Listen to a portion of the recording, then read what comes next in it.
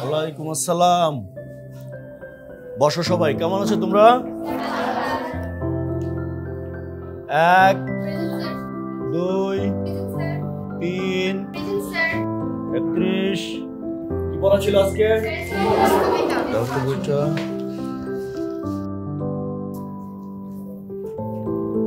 ছিন্নমুকুল কবিতাটি কে লিখেছে? সত্যেন্দ্রনাথ দত্ত। সবার কি মুখস্থ হয়েছে? আচ্ছা ঠিক আছে, তুমি বলো তো। ছিন্নমুকুল কবিতাটি লিখেছেন সত্যেন্দ্রনাথ দত্ত। সবচেয়ে যে ছোটখানি বেরি পেতে রাখা হয় না, আর সবচেয়ে ছোট থালে ভাত হয় না ভাত। তুমি বলো। সবচেয়ে যে ছোট পিরিখানি রাখে না গল্প। আচ্ছা তুমি বসো, তুমি বলো।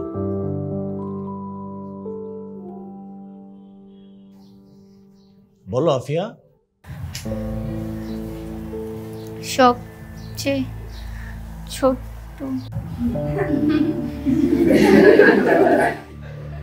এই চুপ করো সবাই।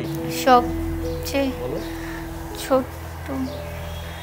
তুমি ক্লাসে ফার্স্ট গার্ল, অথচ ইদানিং প্রশ্ন করলেই উত্তর দিতে পারছো না। কি ব্যাপার আফিয়া? পড়ায় মনোযোগ নেই তোমার? গত পরীক্ষার রেজাল্ট অনেক খারাপ করেছো, কি সমস্যা?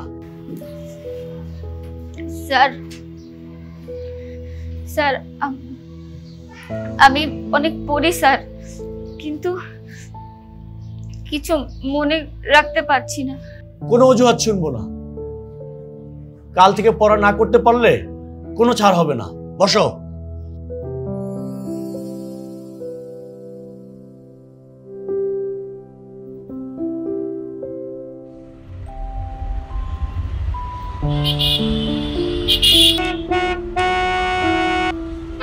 আফিয়া, কি হয়েছে? এত শব্দ আমার আর ভালো লাগে না মা।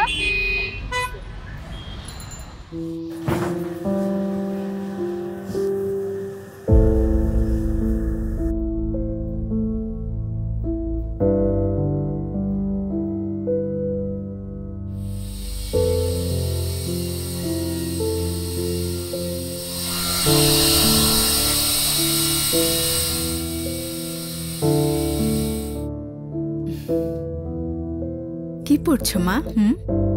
সাধারণ জ্ঞান পড়ছি মা। দেখি কতটুকু পড়েছো। আচ্ছা বলো তো, জাতিসংঘের সদর দপ্তর কোথায়?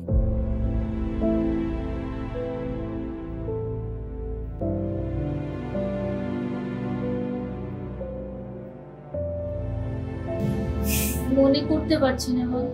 ইদানিং তোমার পড়াশোনায় কোনো মনোযোগ নেই। শিক্ষকও তোমার নামে কমপ্লেন করেছে। আমরা সমাজে তোমাকে নিয়ে মুখ দেখাতে পারবো না দেখছি।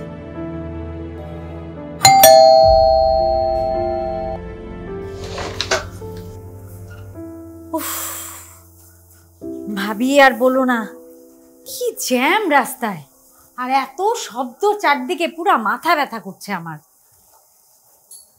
কি ব্যাপার ভাবি, হঠাৎ এত জরুরি তলব কেন বলো?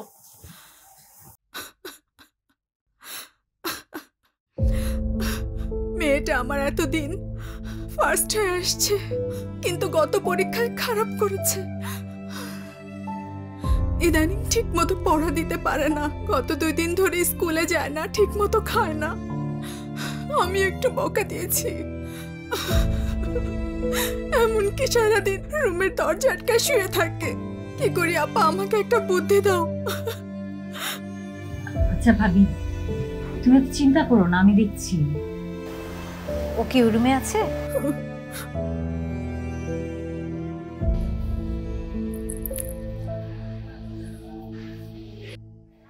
আফিয়া,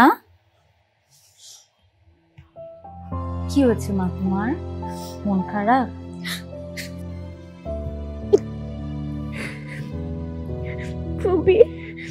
আমি অনেক পড়ি, কিন্তু কিচ্ছু মনে রাখতে পারি না। বাসায় এলে মা বকে, আর স্কুলে গেলে স্যার বকে।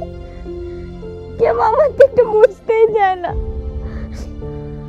আমাদের বাসার পাশে এত শব্দ, আমার মাথাটা সারাক্ষণ ভোঁ ভোঁ করে।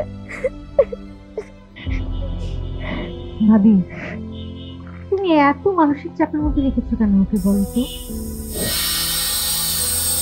আমার বাসার চারদিকে এত শব্দ, এখানে তো যে কোনো মানুষ অসুস্থ হয়ে যেতে পারে। শব্দ দূষণের কারণে ওর স্মৃতিশক্তি লোপ পাচ্ছে, ও পড়া মনে রাখতে পারছে না, তাই সবকিছু ভুলে যাচ্ছে।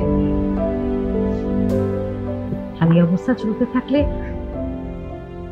ও একদিন বধির হয়ে যেতে পারে। ওর এখন প্রয়োজন মানসিক সাপোর্টের, আর শব্দ দূষণ মুক্ত পরিবেশ পেলে ও দিন দিন স্বাভাবিক অবস্থায় ফিরে আসবে। ভবিষ্যৎ প্রজন্মের সুস্থ মেধা বিকাশের জন্য শব্দ দূষণ নিয়ন্ত্রণে আমাদের সকলকে সচেতন হতে হবে।